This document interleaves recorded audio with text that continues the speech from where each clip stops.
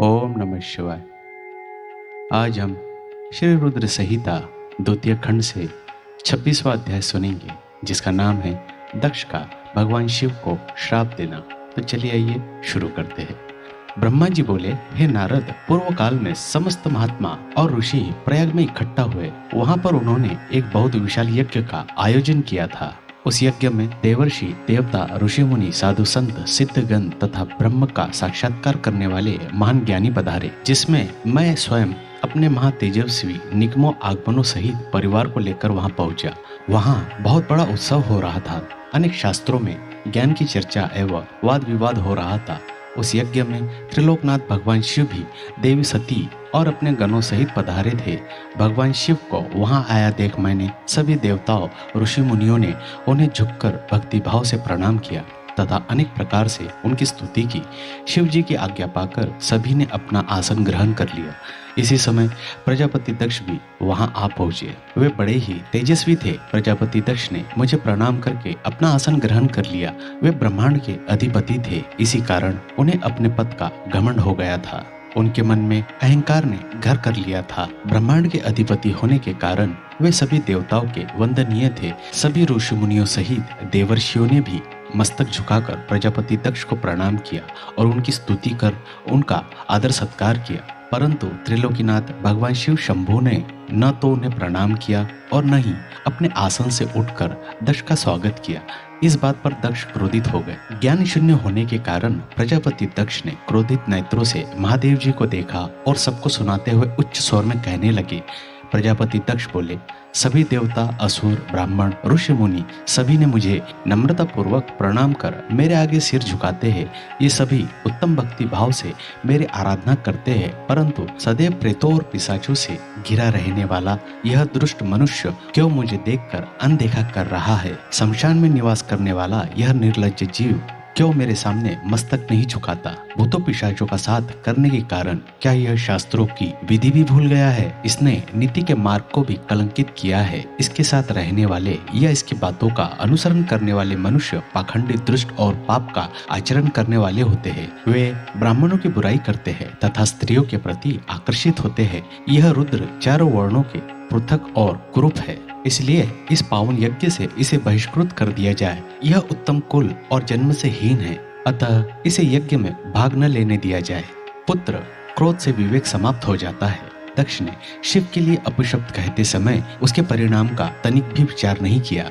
अहंकार के कारण वह शिव के स्वरूप को भूल गया। वह यह भी भूल गया कि आदि शक्ति ने जिसका तप द्वारा वर्ण किया है वह कोई साधारण मनुष्य, ऋषि या देव नहीं है।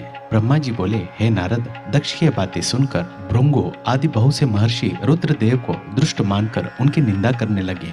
ये बातें सुनकर नंदी को बुरा लगा। उनका क्रोध बढ़ने लगा और वे दक्ष को शाप देते हुए बोले कि हे महामूढ़, दुष्ट बुद्धि दक्ष, तो मेरे स्वामी देवाधीश देव महेश्वर को यज्ञ से निकालने वाला कौन होता है? जिसके स्मरण मात्र से यज्ञ सफल हो जाता है और तीर्थ पवित्र हो जाता है, तो उन महादेव जी को कैसे शाप दे सकता है? मेरे स्वामी निर्दोष है और तूने अपने स्वार्थ की सिद्धि के लिए उन्हें शाप दे दिया है और उनका मजाक उड़ाया है। जिन सदाशिव ने इस जगत की सृष्टि की, इसका पालन किया और जो इसका संहार करते हैं, तो उन्हीं महेश्वर को शाप देता है। नंदी के ऐसे वचनों को सुनकर प्रजापति दक्ष के क्रोध की कोई सीमा न रही। वे आग बबूला हो गए और नंदी समेत सभी रुद्रगणों को शाप देते हुए बोले, अरे दुष्ट रुद्रगणों, मैं तुम्हें शाप देता हूँ कि तुम सब वेदों से बहिष्कृत हो जाओ। तुम वैदिक मार्ग से भटक जाओ और सभी ज्ञानी मनुष्य तुम्हारा त्याग कर दे। तुम शिष्ट आचरण न करो और पाखंडी हो जाओ।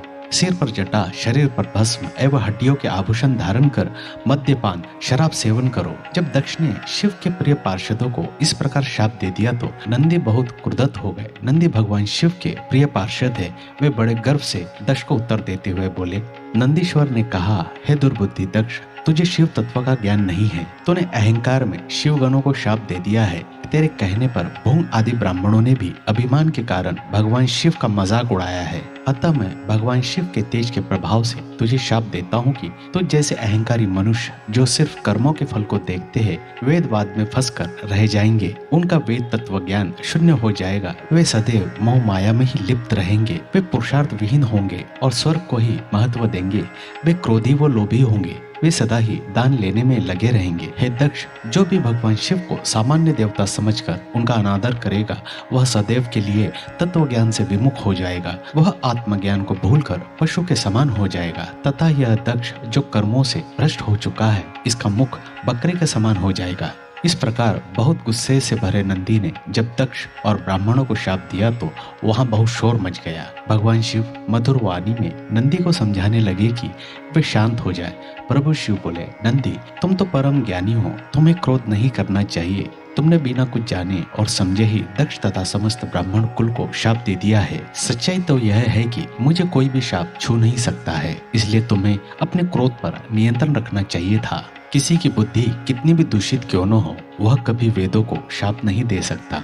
नंदी, तुम तो सिद्धों को भी तत्व ज्ञान का उपदेश देने वाले हो। तुम तो जानते हो कि मैं ही यज्ञ हूँ, मैं ही यज्ञ कर्म हूँ, यज्ञ की आत्मा मैं हूँ, यज्ञ परायण यजमान भी मैं हूँ। फिर मैं कैसे यज्ञ से बहिष्कृत हो सकता हूँ?